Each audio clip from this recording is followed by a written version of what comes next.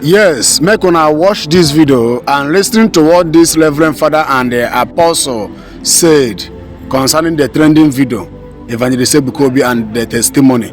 Make una listen to it. Many of you have watched the video where a lady went to Zion Ministry and said she bought a house. And some people now saw her in a little shop eating abacha and said, is it not the same mansion lady? So they are dragging the ministry now everywhere. If you go to the internet, you won't rest. Everywhere they are dragging the ministry. Let me say my opinion. No matter how powerful and strong, a man of God is, are you hearing me? He doesn't see everything. And there's a statement people said, no sinobo of fancha. To my best of knowledge, I'm saying my opinion, not for people to believe. My opinion as Apostle Frank. When I watched the ministry, I saw them writing Jesus of Ocharafancha, not the man of God. So there is nobody that sees if you see everything, you are God. Are you getting what I'm saying? Look at my opinion there. 99% of blame is not the fault of the pastor. It's the fault of the testimony interviewers. Somebody brought a video and show you that she built the house. You should follow her to see the house, because that is a big ministry that the enemy are fighting to pull down. So what you should do is to do things with carefulness before people testify. So when I watched that video, it's a conspiracy. That thing was organized to bring a bad name to the ministry. And it's not the fault of the pastor, sir. It's not the fault of that evangelist. Let me say this to you. When a man of God gives a prophecy and calls somebody's name, and somebody came out and testified, the man should be happy that his prophecy came to pass. So it's not his fault. He should be excited that somebody said he built a mansion, because in his mind he thought that the testimony interviewers have interviewed everything. So it's not his fault. Let the man be. Let the man preach. If I'm that man, I won't talk about this testimony. Let people kill themselves in the internet. Are you getting what I'm saying? And for the lady, if it's somebody that sent her, she will pay. Because deceiving the whole congregation, you have already dig your grave by yourself. Are you getting what I'm saying? People can go to extra mile to pull down something. Not be today. We have seen a lot of those things. We have seen a lot. Somebody will come out and say what they frame a lie that look like a truth. Are you getting what I'm saying? Let the ministry be. Let the ministry be. The lady have said what she said is her business. So it's the fault of those legal team that takes testimony. That's why in this church I used to say, interview people, ask them questions. Let's know what they're about to say. So let the man be. And let me surprise you. The word of God said, Peter, upon this rock I shall build my church. The gate of hell shall not prevail. No matter how the hell break loose, what is written is written. So no matter what they do, Evangelist Ebuka Obi will not fall. The man have grown to a level you can't pull him down. That is the number one thing. So secondly, the girl that is used should get ready. If it's actually somebody that uses her, she will face the judgment of God. That is my opinion there. That is my opinion. Because everybody has his own opinion. That is my opinion as a man of God. Video. I finished watching the video of the issue with the false testimony of this sister who went to give testimony. And I was looking out for explanation.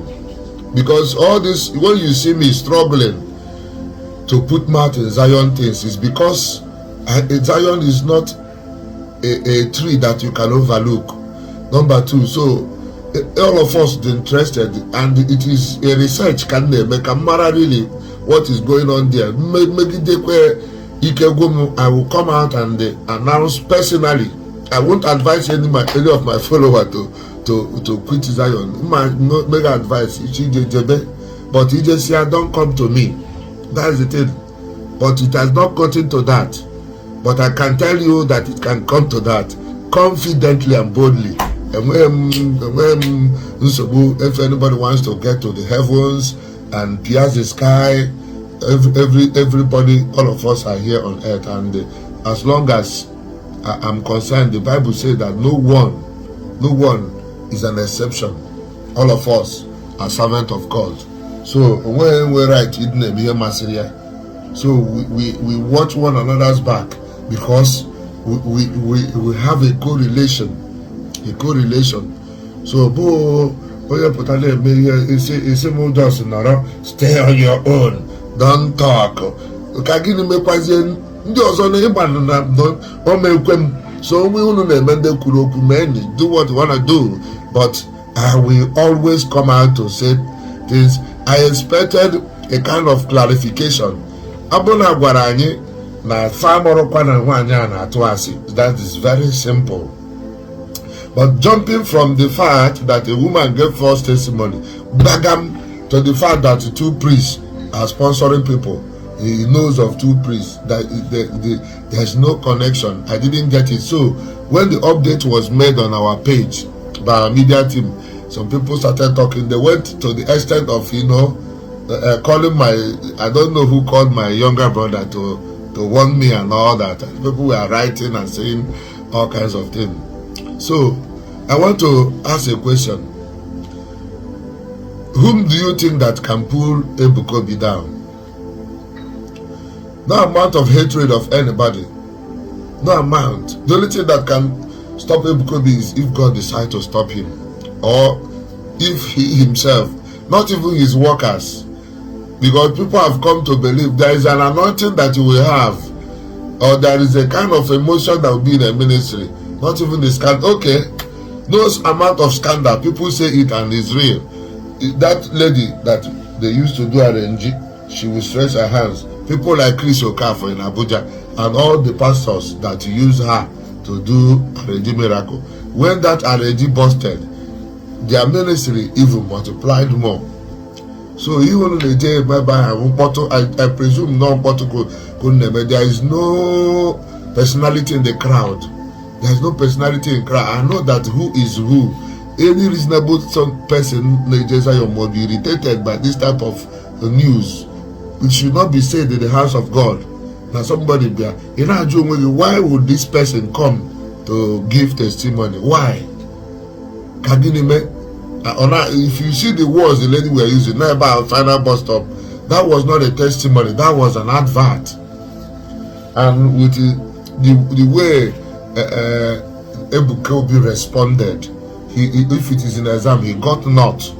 If it is in the law court, all the command against you with the fact, with the point, and say you lose the point. Use your brain, because you are the only one that can pull yourself down. No, none of us. If I hate you now, it's in my pocket. The bitterness will eat me up. So I'm the only one that tells Zion an objective truth, because I wish them well. Because actually they don't block me, If Zion was to block me, no, you block my ordination. But I'm a priest of God. I don't have any issue. So why will I say I'm jealous in Zion? Even if 10,000 of me jealous Zion today, it can't stop him. The only thing that can stop him is the reaction to criticisms, reactions to his enemies, reaction. If you are saying the father boy now sponsor people, is belittling yourself. Tackle that problem. Somebody came and gave false testimony. He will say, please, just let ourselves. We disassociate with this. We did it. He tricked us. He brought this video and gave to the media team. Don't worry, we shall look into it. Then you secretly use your this.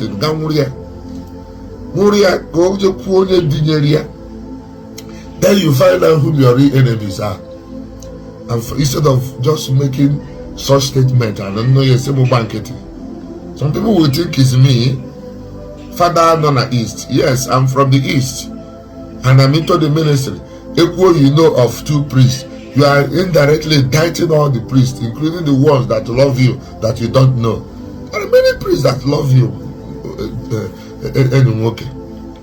So those of you who are saying, "Oh, yeah, the quack in jealousy," stop deceiving yourself.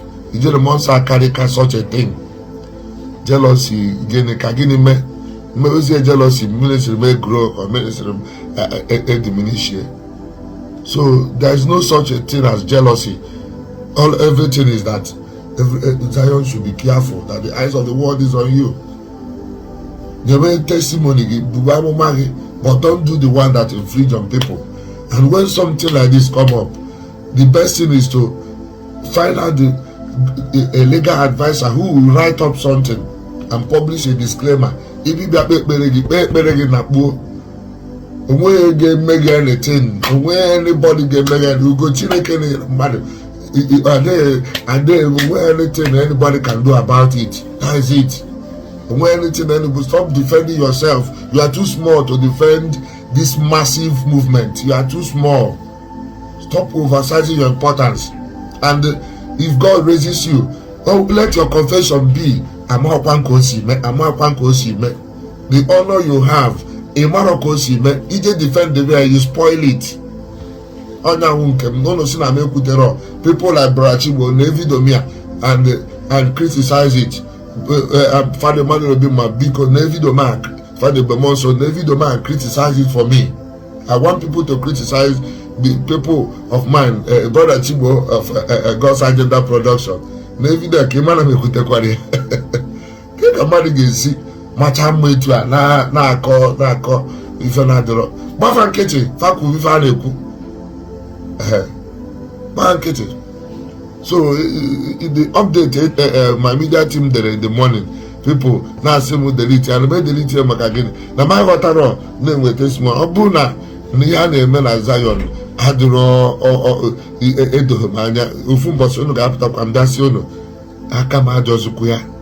Oye na ejenya jebe on his own. And onye ajecha anya biana na nkem. And ono mari here name ndene believe na Zion. Do it to me because me I don't believe in it. But for now, I believe in that. Ndom Jesus be na baso ozioma he banye na idea so no na me ife more believe na ibu abo de man ikoku chukwu ni ikpele. For now, judgment I don't know maka no onye the perfect. You know, so we be many reasons to come out. So on that I try to find out so that I justify my conscience in my keeping quiet. Because I keep quiet, I did not come out boldly to condemn Zion. For those of you not seeing no pretense, I know they fear any human being. Any day do convinced through science, that na monso Abraham or name where Yakabarani here, but you know Charimone. Yes, that is me. You know Charimone because definitely one thing must happen. So this is a danger, and be careful. Don't take up battle with Mbaka. If you want to succeed in this ministry, you must have a spiritual father that everybody knows. And then name adoration, your ministry might be bigger than the one of your father.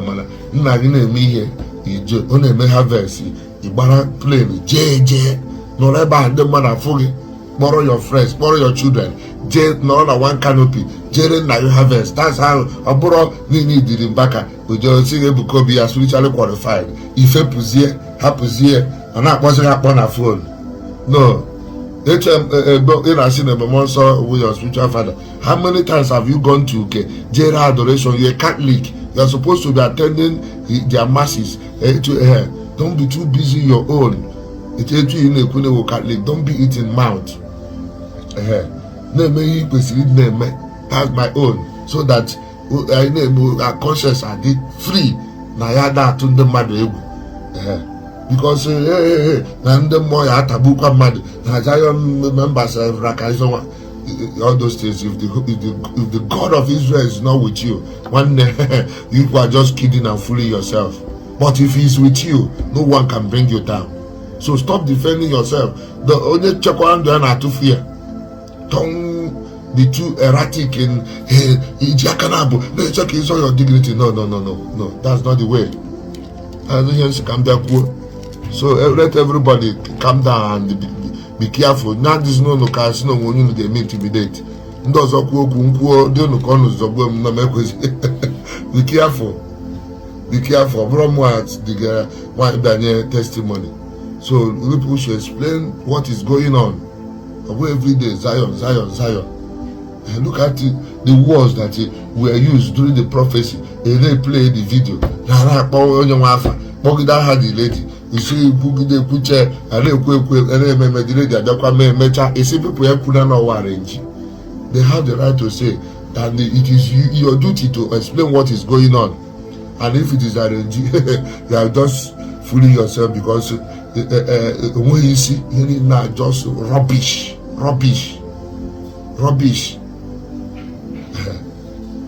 When you see, there's nothing, any reason that can justify that.